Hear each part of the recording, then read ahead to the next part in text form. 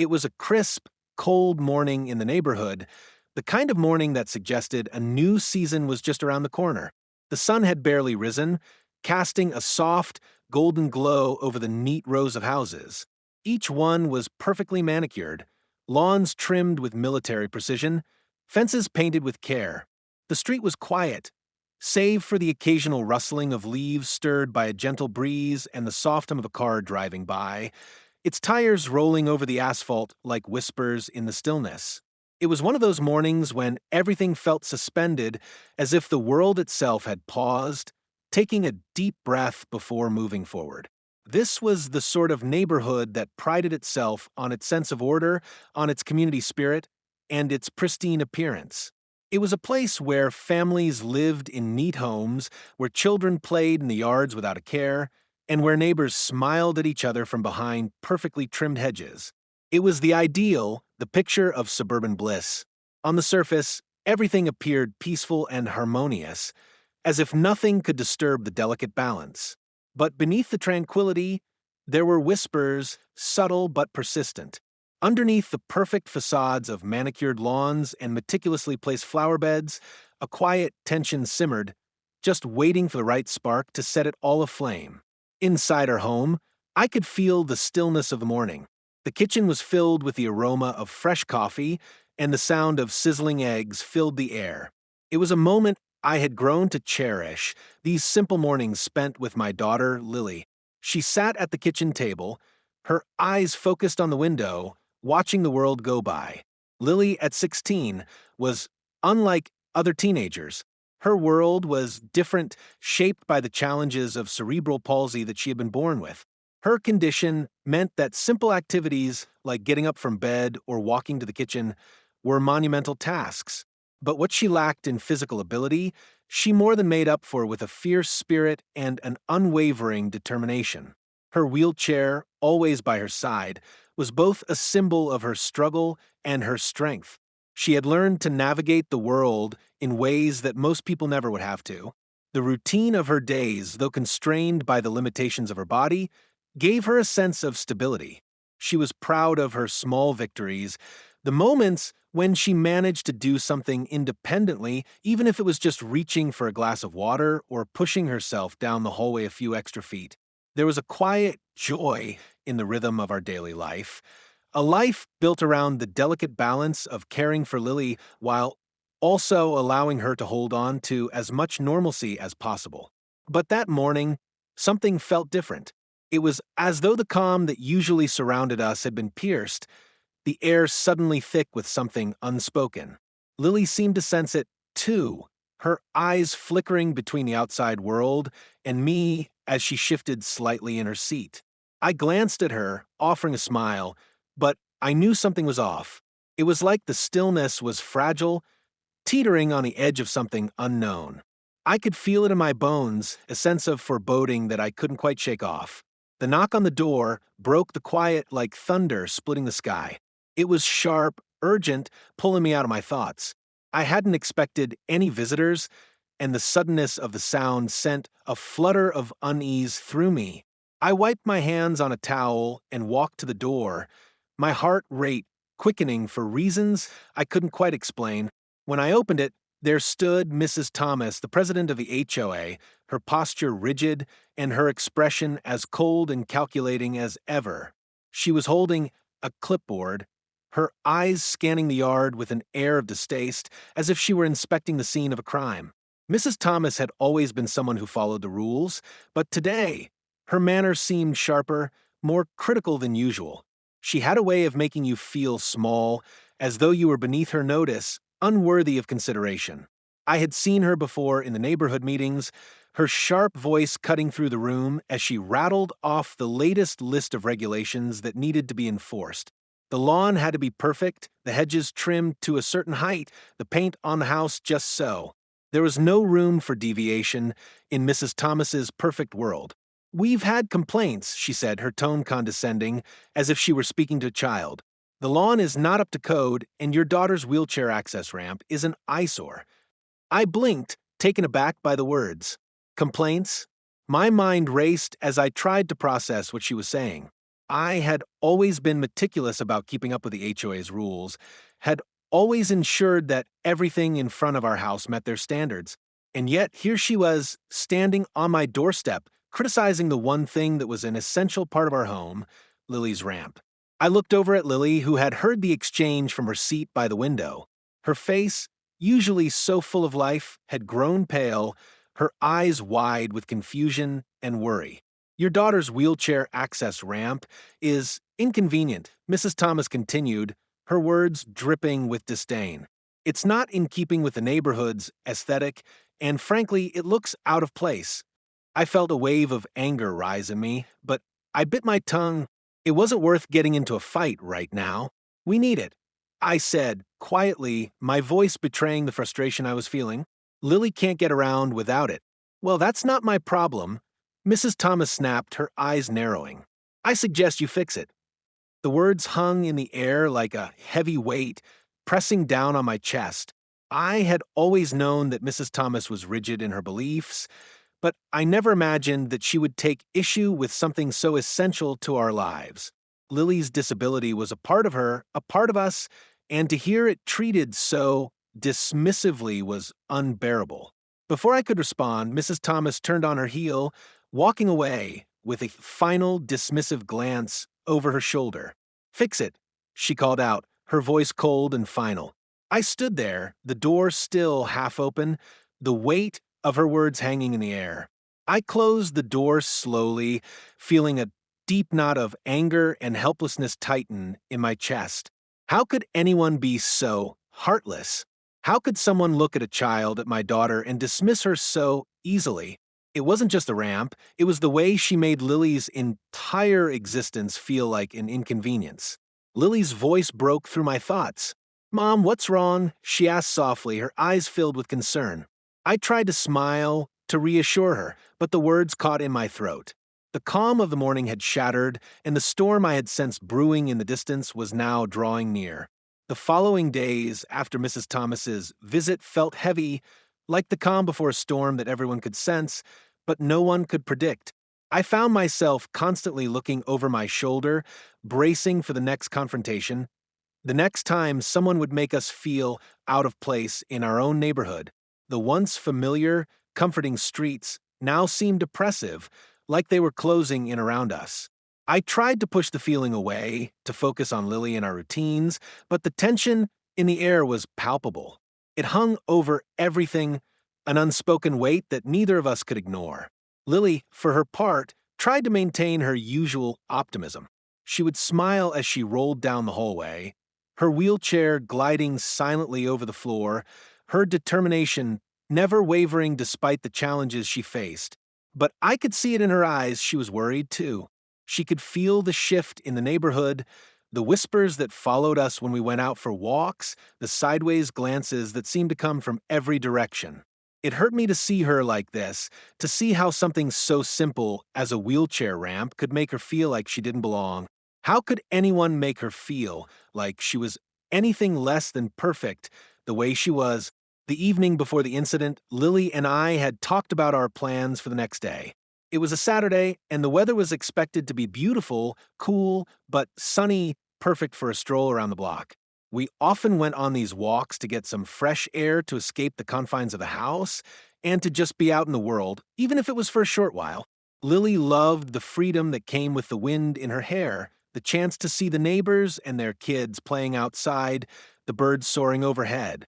It was a rare moment of peace for us, a time when we could forget about the struggles and just be like everyone else.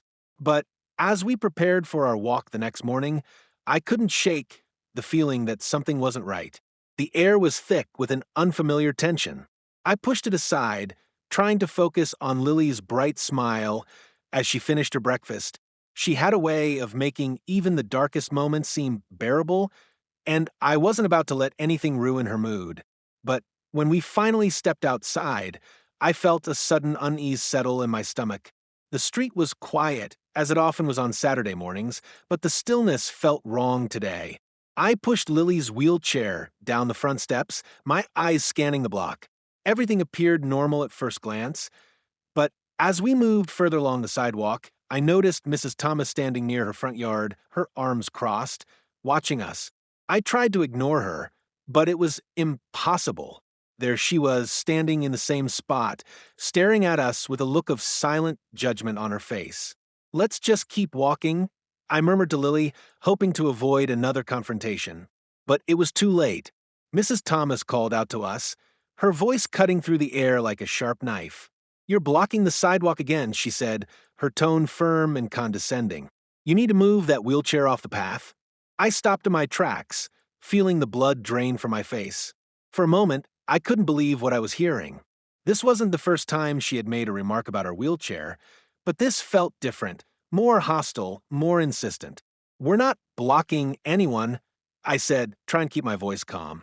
"We're just taking a walk, just like everyone else."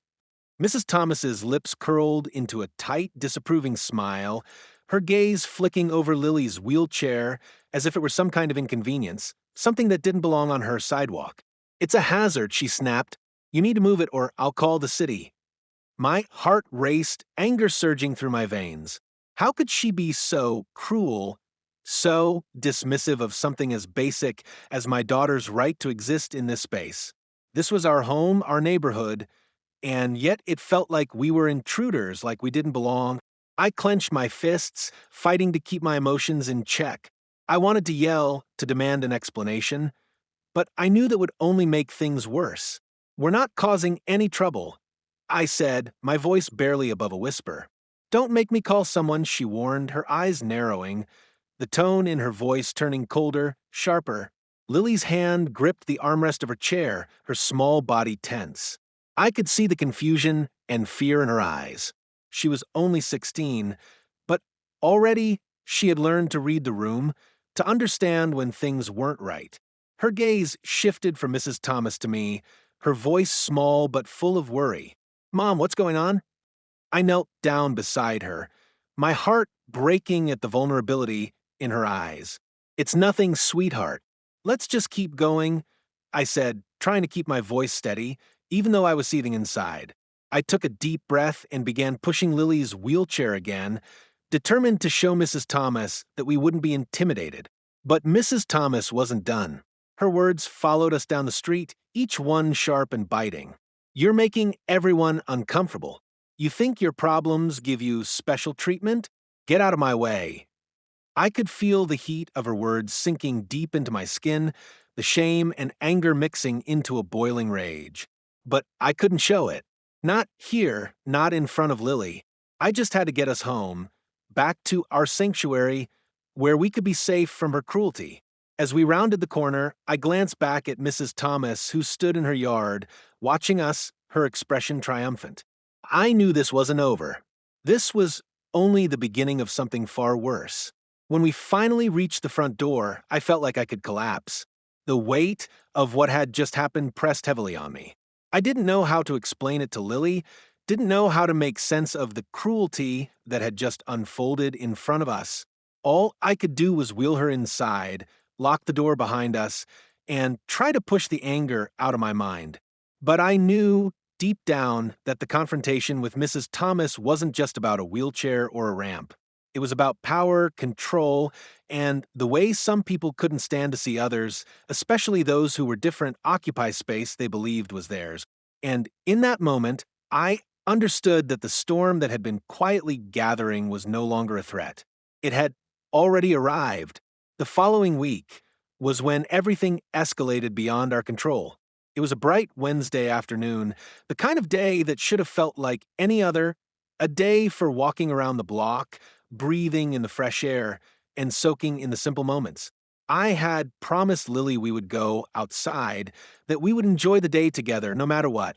There was a determined calm in my actions as I pushed her wheelchair down the steps and onto the sidewalk, the rhythm of the wheels gliding smoothly over the concrete. We had been through enough, and I wanted to hold on to some sense of normalcy to remind her and myself that we could still exist in this world without fear, without judgment. But as we made our way down the street, something about the atmosphere felt wrong. The weight of what had happened the week before still hung over me like a storm cloud, the tension thick in the air. It was almost as if the neighborhood was holding its breath, waiting for something to happen. As we approached the corner where Mrs. Thomas lived, my heart sank. There she was, standing in her usual spot at the edge of her perfectly manicured lawn, her eyes fixed on us. It was as if she had been waiting for this very moment, watching for us to step into her line of sight. This time, though, there was something different in the way she stood, something colder, more calculating. She wasn't alone. Several of the neighbors were gathered on their porches, their faces unreadable, their eyes following our every move. I could feel the weight of their gazes on us, the silent judgment seeping into the space between us. The neighborhood had always felt like a safe haven, a place where we could live our lives without fear. But now it felt like we were under a microscope, constantly being scrutinized, our every step observed and critiqued. I tried to focus on Lily, who was looking around with wide, uncertain eyes, sensing the change in the air. I kept pushing her forward, determined to ignore the watchful eyes of the neighbors, to keep us moving, to keep going. But Mrs. Thomas was having none of it. Her voice rang out sharply, slicing through the silence like a knife. "You're still blocking the sidewalk," she called, her tone loud and commanding, as if she had the right to dictate how we moved in our own neighborhood. "You need to move that wheelchair out of the way." I stopped in my tracks, my heart pounding in my chest. My blood began to boil, the anger from the week before surfacing like an uncontrollable tide. I could feel my hands start to tremble, but I refused to let it show. I turned to face her, my voice shaking with a mixture of frustration and disbelief. "I'm not blocking anything," I said, my words coming out sharp and laced with anger. "Lily has every right to be here, just like anyone else." Mrs. Thomas's lips twisted into a sneer, her eyes narrowing with disdain. "Not in this neighborhood," she spat, her voice dripping with venom. She took a step forward, her posture rigid and imposing. "You need to get out of here now." Something inside me snapped. The years of struggling with Lily's condition, the endless battles with insurance companies, the quiet whispers from strangers who never understood. It all came crashing down in that moment. The years of being made to feel like we didn't belong, like we were somehow less than everyone else, had built up a deep reservoir of anger. And now it was overflowing. "You don't get to tell us where we can or can't go," I said, my voice rising raw with emotion. "You don't get to make my daughter feel less than human. You don't get to make her feel like she doesn't belong." For a moment, there was silence. The air was thick with tension, the kind of silence that felt like it might explode at any second. Mrs. Thomas's face twisted with fury, her eyes flashing with a cold, unrelenting anger. Her lips curled into a sneer, and before I could even react, she lunged at me, shoving me with all her might. I wasn't prepared for the force of it. My feet stumbled backward, my body fighting to stay upright, but the push was too strong. I staggered, my balance giving way as I struggled to catch myself. My heart raced, my mind struggling to comprehend what was happening. This wasn't just a disagreement anymore. It wasn't just words, it was an assault. The world around me seemed to slow, the rage in my chest colliding with the disbelief in my mind. How had things gotten this far? How had this woman gone from critical comments to outright violence? My hands were still raised to catch myself when I heard Lily's scream. It was sharp, piercing, a cry that echoed in the quiet afternoon like a sudden crack of thunder. "Mom," she screamed, her voice trembling with fear. I turned just in time to see Mrs. Thomas lunging at the wheelchair, her hands grabbing hold of it roughly, pushing it with such force that the wheels spun out of control. My heart stopped. Lily was still in her chair, but in the chaos of the moment, Mrs. Thomas's actions were reckless, violent. The chair tipped forward with an awful crash, and before I could reach her, Lily was thrown out of her seat. I watched in horror as her body hit the pavement, the sickening sound of her fall reverberating through the air. Her head struck the concrete with a sickening thud, and blood immediately began to pool beneath her. The shock of it hit me like a tidal wave, and I rushed to her side, my heart pounding in my chest, my hands shaking as I cradled her in my arms. "Lily, baby, are you okay?" I gasped, my voice breaking as I checked her for injuries. Blood was dripping from a cut on her forehead. Her face pale, her eyes wide with shock. I could see the pain in her expression, but there was something else, too. Fear. Fear of what had just happened, of how quickly everything had spiraled out of control. "I'm sorry, Mom," she whispered, her voice barely audible, trembling with fear. "I didn't mean to. Don't talk like that, sweetheart," I whispered fiercely, tears blurring my vision. "This isn't your fault." But before I could do anything else, I heard the sound of approaching footsteps and a shout broke through the chaos. The neighbors, the ones who had been watching from their porches, were beginning to gather, but their faces weren't filled with concern. Instead, there was a kind of detached curiosity, as if they were watching a spectacle unfold. Not a single one of them moved to help. Mrs. Thomas stood a few feet away, watching the scene unfold with a look of cold satisfaction in her eyes. Her hands were still raised, as though she had done nothing wrong, as though what had happened was justified. She didn't care about Lily, about the pain she had caused. All that mattered to her was maintaining control, preserving the image of perfection she had so carefully cultivated. I could feel the rage bubbling up inside me again, but this time, it wasn't just for myself, it was for Lily, for everything we had been through, for every moment that had led to this. I knew in that instant that I wasn't going to let her get away with this. Not this time. Time seemed to stop in that moment. Everything around me blurred into the background, a distant hum that faded as the world seemed to pause. My heart was pounding so loudly I thought it might burst through my chest, drowning out everything else. I dropped to my knees beside Lily, my hands shaking uncontrollably as I reached for her. She was lying on the ground, her small body crumpled in a way that no mother should ever have to see. Blood was pouring from a deep cut on her forehead, staining her blonde hair crimson. The contrast of the vibrant red against her pale skin felt like a gut-wrenching shock, as if I were seeing it all through someone else's eyes. Her face, usually so full of light and warmth, was now a mask of pain and confusion. Her wide, terrified eyes locked onto mine, but there was something else there too, something deeper. Fear. And worse, the vulnerability that comes when you're left defenseless at the mercy of someone else's actions. I couldn't breathe, couldn't think straight. "Lily, baby, stay with me," I whispered, my voice trembling as I cupped her face in my hands, desperate to steady her. Her skin was cold, too cold, and I could feel the life draining out of her in the very air around us. I tried to stop the blood with my hands, pressing them against the wound on her forehead, but it was no use. The blood kept flowing, soaking my fingers, staining my clothes, and I knew I couldn't stop it alone. "Please," I begged, my voice breaking, "please stay with me." Her body was trembling, her breath shallow and rapid, and I felt helpless, utterly helpless. She looked up at me, her small, fragile form shaking violently as she whispered in a voice barely audible, "Mom, it hurts." I felt the words tear through me. The pain in her voice, so raw and unguarded, broke something inside of me. She had never sounded so small, so vulnerable, and it was the hardest thing I had ever heard.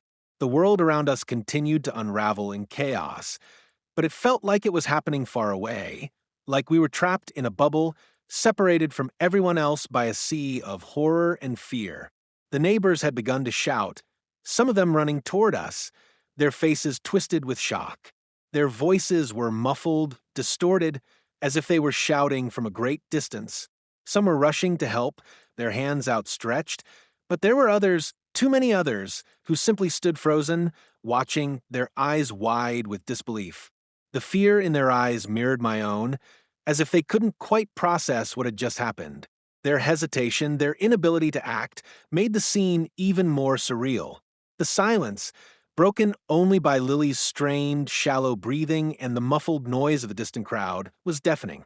I tried to ignore them, to block them out, to focus only on Lily, but I couldn't help but feel the weight of their inaction, their helplessness, like a heavy presence in the air. Through it all, I kept my hands on her, my fingers pressing into the wound, trying to hold her together, trying to stop the blood, trying to keep her from slipping away. My tears were falling freely now, the salty warmth running down my face and mixing with the blood on my hands. I couldn't feel anything other than the terror and desperation twisting in my chest, threatening to suffocate me. "Lily, please," I whispered over and over, the words meaningless, empty, as I rocked her gently in my arms.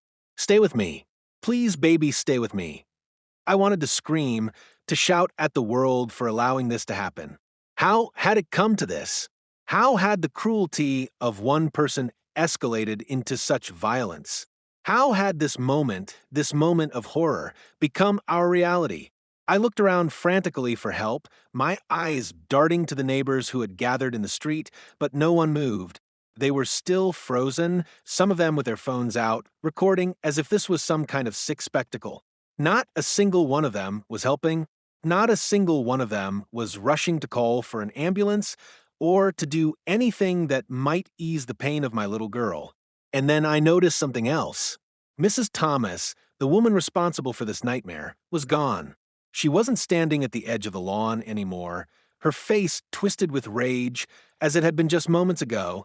She had vanished, slipped back into the house as though she hadn't just pushed my daughter to the ground, as though she hadn't just thrown her body onto the unforgiving concrete. She had disappeared into the safety of her home, leaving us there to deal with the mess she had caused. I felt a wave of anger, so intense it threatened to consume me. How could she do this and then just leave? How could she walk away from what she had done, leaving me with nothing but the broken body of my child in my arms? The blood was still pouring from Lily's head, and the sight of it, so much of it, staining the ground, was too much. It was like the blood had become a symbol of everything that had been ripped away from us. It was a physical manifestation of the damage that had been done, not just to Lily, but to everything we had once felt secure in. My home, my neighborhood, everything that was supposed to be a safe place had been tainted, corrupted by someone who didn't care.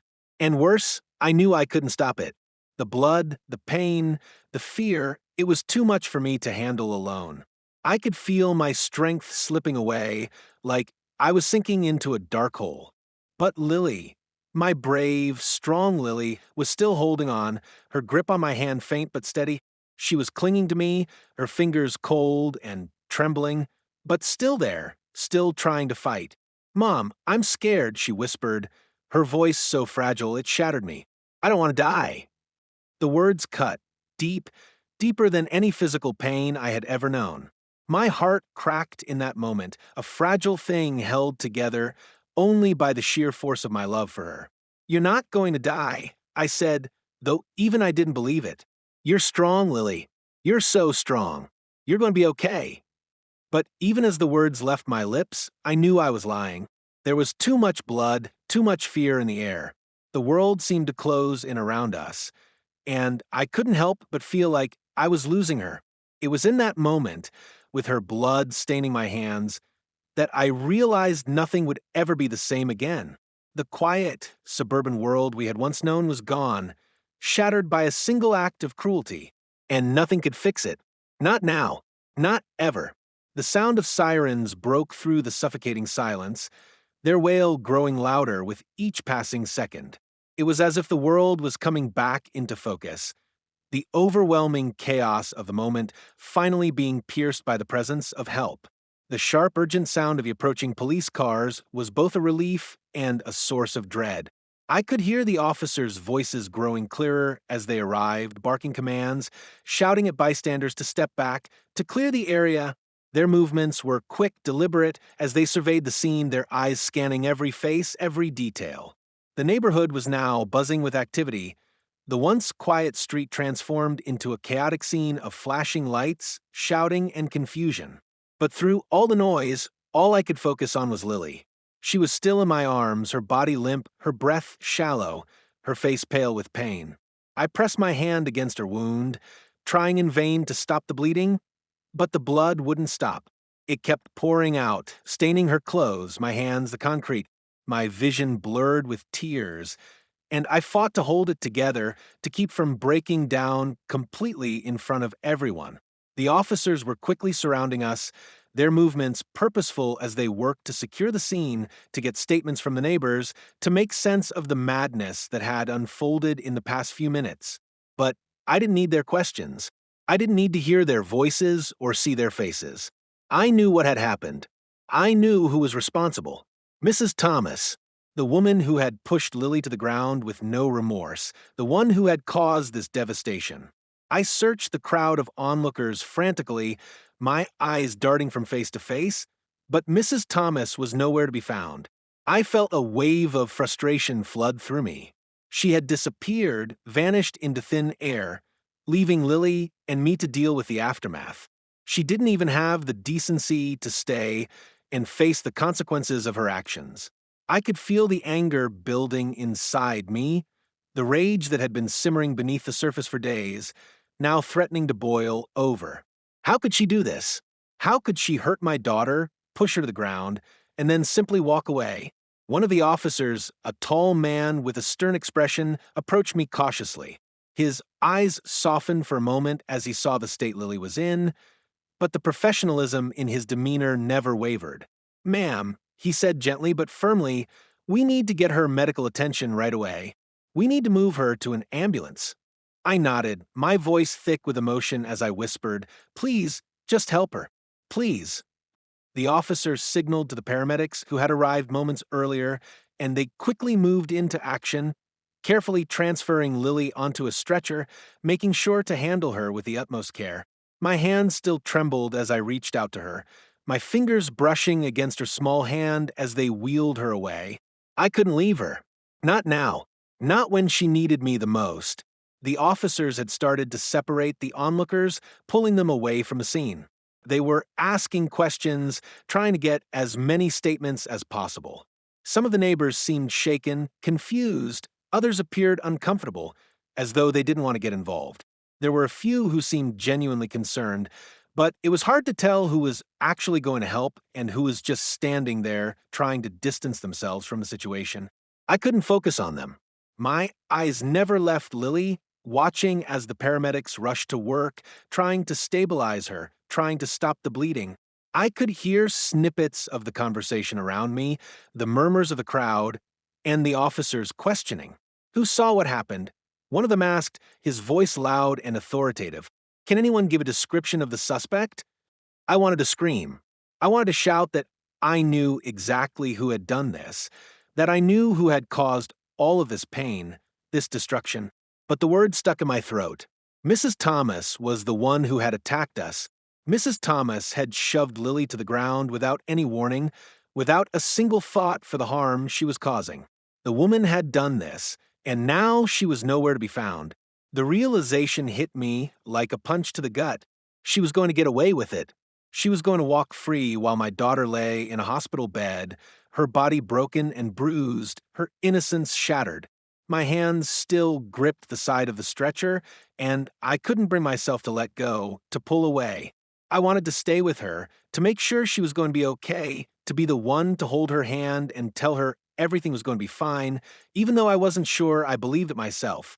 I could feel the weight of the world on my shoulders, the immense pressure of everything that had happened. "Lily," I whispered again, my voice breaking as I leaned over her. "Please stay with me. I need you. We'll get through this. I promise." Her eyelids fluttered for a moment, and I thought for a second that she might speak. But then her eyes closed again, and the stillness of her body only deepened the fear that gripped me.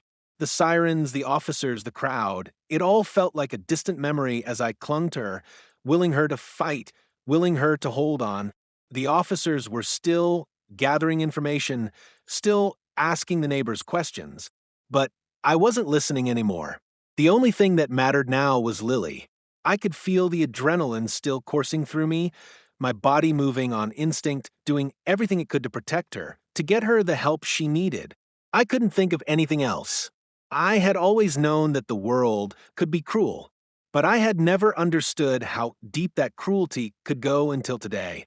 Until I saw Lily, my sweet, innocent daughter, lying on the ground, blood staining the pavement.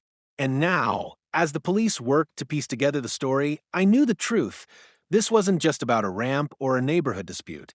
This was about power, control, and the utter disregard for human life. And I wasn't going to let Mrs. Thomas get away with it. Not now. Not ever. The paramedics loaded Lily into the ambulance, and I climbed in beside her, my hands never leaving hers. The door slammed shut, and as the sirens wailed again, I knew one thing for certain: this was far from over.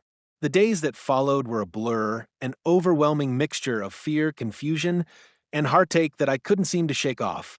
The hospital room felt cold, sterile, and unwelcoming, like a harsh reminder that everything had changed. Lily lay there, her small body hooked up to an array of machines, her chest rising and falling with the rhythm of the monitors. The doctors had worked tirelessly to stabilize her, their voices a mix of professionalism and urgency. A concussion, broken ribs, and several deep cuts, the most severe one on her forehead, were the injuries they had managed to assess quickly, but they told me, almost as a side note, that it was a miracle she hadn't suffered more severe damage. Miracle. I couldn't bring myself to believe it. As I watched her lying in that bed, hooked up to all those wires, the words felt hollow. The idea that my daughter had come so close to being taken from me, that her body had been so violently shaken, was too much to bear. I sat by her bedside, my heart heavy with guilt and anger. How could someone do this to my daughter? How could someone look at a helpless child, someone who had already fought so hard to live, and hurt her so brutally? The questions twisted inside me, gnawing away at my sanity, but there are no answers. At least, not the kind I wanted.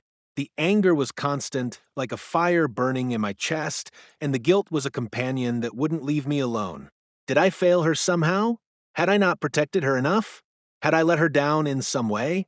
Every thought seemed to be a way to punish myself, a way to explain the unexplainable. But in the quiet moments, when I could hear Lily's shallow breath or see her fingers twitch ever so slightly, I knew the answer wasn't simple. The truth was, there was nothing I could have done to stop what happened. There was no way to shield her from the malice of a person so filled with hate, so willing to cause harm. Mrs. Thomas had crossed a line that no one should ever have the power to cross, and now, all I could do was watch as Lily struggled to heal, both physically and emotionally. Outside the sterile walls of the hospital room, the world had continued to spin, and with it, the neighborhood we had once considered home. News of the incident spread like wildfire. Some of the neighbors were quick to rally around us, offering words of support, bringing flowers, even offering to help with anything we needed. They came with genuine concern in their eyes, their voices filled with sympathy, and I found solace in their kindness. It felt like a brief, flickering light in the darkness. But the support wasn't universal. Others stood with Mrs. Thomas, just as I feared they would. Some defended her actions, claiming it was an accident, an isolated incident that shouldn't define her character. They said she had always been a good neighbor, someone who followed the rules, someone who cared about the community. They insisted that we were making a mountain out of a molehill, that we were exaggerating the severity of the situation. These were the same neighbors who had once smiled at us from across their pristine lawns, the same ones who had waved as if we were part of the same world. Now, they stood in defense of the woman who had nearly killed my daughter, making excuses for the unthinkable. The HOA, of course, had done what it always did best: sweep things under the rug. They had issued a bland statement, an official apology on behalf of the neighborhood, but they didn't do anything of substance. There was no accountability, no real acknowledgement of the harm done.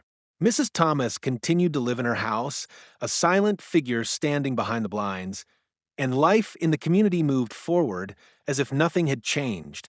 The HOA made it clear that they were more concerned with maintaining the image of perfection than addressing the truth of what had happened. They wanted to keep things quiet to avoid any negative publicity that might damage their pristine, idealistic image. But it wasn't enough to erase the truth. The perfect image of the neighborhood had been shattered, and it was clear that things would never be the same again. For me, there was no going back. Every time I looked at Lily, her pale face and bruised body a constant reminder of the violence she had endured, I knew that we could never return to the naive, quiet world we had once known. Our lives had been ripped apart by a single horrific act of aggression, and there was no pretending that everything was fine anymore. The neighborhood wasn't a safe haven. It was a place where hatred could exist, where cruelty could thrive behind closed doors. Mrs. Thomas's actions had exposed the darkness that was hiding just beneath the surface, and there was no way to unsee it. As the days stretched on, I stayed with Lily, watching over her, trying to keep my fears at bay as she slowly recovered. She had good moments, where she smiled weakly or asked to watch her favorite show, and bad moments, where the pain was too much for her to bear, where the nightmares would take over, and she would wake up screaming, shaking with terror. She was terrified, not just of what had happened, but of what it all meant. She asked me questions that I didn't have answers for. Why did she hurt me, Mom? What did I do to make her so mad? How could I explain that some people, no matter how much you try to fit in, just cannot see the value in others? That cruelty could be so senseless, so random, and so destructive? I didn't know how to make sense of it myself. The days passed, and I found myself caught between holding on to the past, the memories of the neighborhood we had once felt safe in, and the reality that nothing would ever be the same again. I realized painfully that the version of life I had imagined for us, safe, normal, predictable, was gone. And even as Lily healed, physically at least, there was no way to heal the wound that had been left in the fabric of our lives. The fear, the sadness, the questions, they were there lingering, ready to rise up again when I least expected it. But even in the aftermath, as the world around us continued to move on, something inside me hardened. I couldn't let this go. I couldn't let Mrs. Thomas go without facing the consequences of her actions.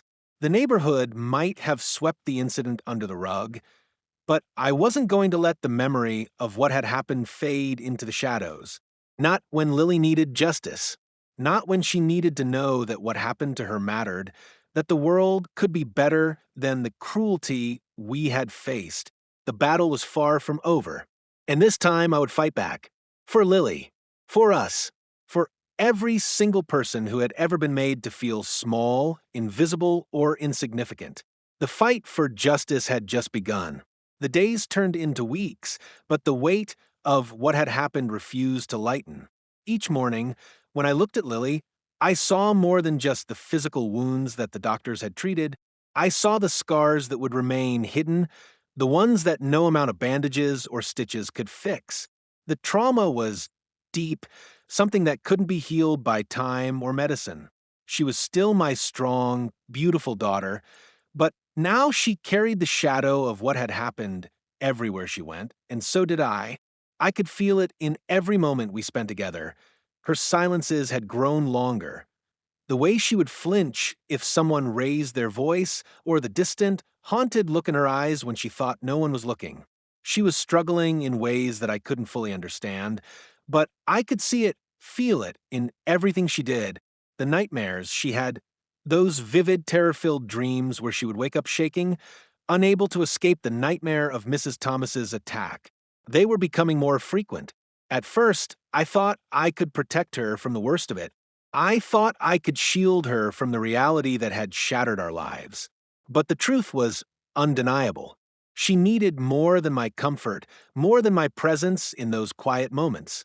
She needed justice, and not just for her sake, but for the sake of all the other victims out there who never had a voice.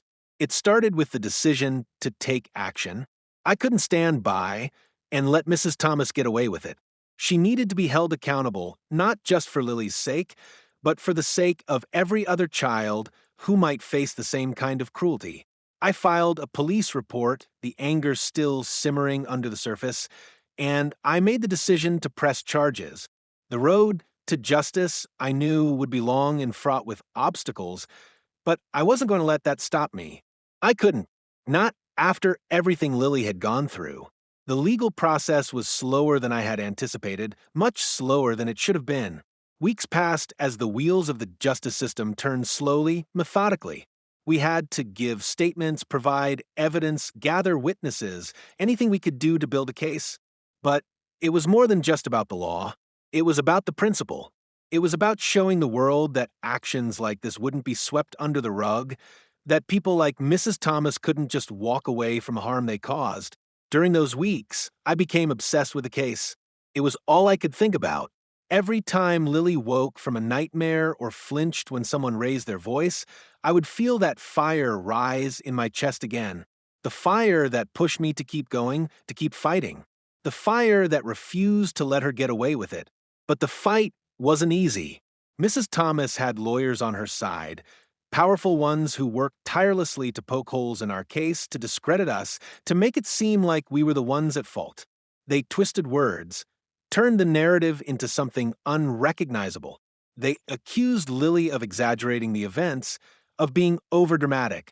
They argued that what happened was an accident, that it was just a push, a misstep. It made my blood boil every time I heard those words. They could make their arguments, they could play their games, but none of it changed the truth. Mrs. Thomas had attacked my daughter, and no amount of legal jargon could take that away. Then there were the whispers from the neighborhood. Some neighbors who had remained silent during the entire ordeal now spoke up, backing Mrs. Thomas in ways that only made the whole thing worse. Some of them suggested that Lily had provoked her, that the wheelchair had been the issue, that we were overreacting. The insinuation was clear, that it wasn't Mrs. Thomas's fault. It was ours. My heart cracked every time I heard these whispers, every time I saw someone who had once smiled at us, now offering their defense of the woman who had nearly taken my daughter's life. It felt like a betrayal, like the world was turning its back on us. But none of that mattered. The truth had a way of cutting through all of it. And when the day came for the trial, I wasn't going to let anything stop me. The courtroom was a strange and intimidating place. The air was thick with tension, filled with the quiet murmur of people waiting, watching.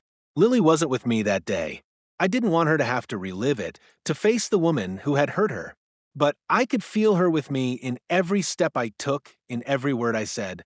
I was fighting for her, for the future of every child who might be bullied, abused, or hurt in the way she had been.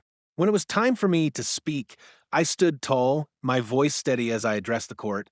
The words came out slowly at first, unsure, but the longer I spoke, the clearer I became. I told them what had happened to Lily, how a simple walk down the street had turned into a nightmare. I spoke about her fear, her terror, how the attack had left her broken in ways I couldn't fix. But I didn't just speak about the attack. I spoke about the kind of world we wanted to live in, one where people didn't just look away when cruelty happened, one where we didn't stay silent when it was easier to speak out. The prosecutor was brilliant piecing together the evidence we had and the testimonies from the neighbors who had witnessed the incident. The moment when Lily spoke was the most powerful one, though. She was nervous, her voice shaky as she recounted the horror of that day, but she was so brave. I could feel the strength in her, the strength that had gotten her through so many other battles in her life. And as she spoke, I saw the people in the courtroom shift. I saw the sympathy in their eyes, the realization that what had happened was not an isolated incident. It wasn't an accident. It was a violent act fueled by hate and fear. By the end of the trial, the verdict was clear. Mrs. Thomas was guilty. The judge found her accountable for the assault on Lily, and the ruling was handed down swiftly. The weight of it hit me in that moment, not as a relief, but as a sense of justice finally served. Mrs. Thomas would be held responsible for her actions, for the trauma she had caused my daughter, for the damage she had done to our lives. The case didn't undo the hurt, but it gave us something we had never had before: acknowledgement. The acknowledgement that what had happened to us mattered, that Lily's voice was heard, and that justice could still prevail. And as I walked out of the courtroom, my heart swelling with a mixture of relief and exhaustion, I knew that this fight wasn't just for us.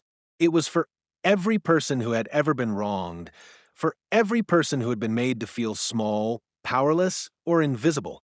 We had won, but more importantly, we had sent a message. Cruelty would not go unpunished. Not anymore. and the fight for justice, for fairness, for truth, it would continue. If you found this story powerful and want to stay updated on similar experiences and shocking tales from the HOA world, make sure to subscribe to the HOA stories. Don't forget to hit the notification bell so you never miss a new episode. Share your thoughts and stories in the comments below. Let's keep the conversation going. You're not alone in this. Join the community today.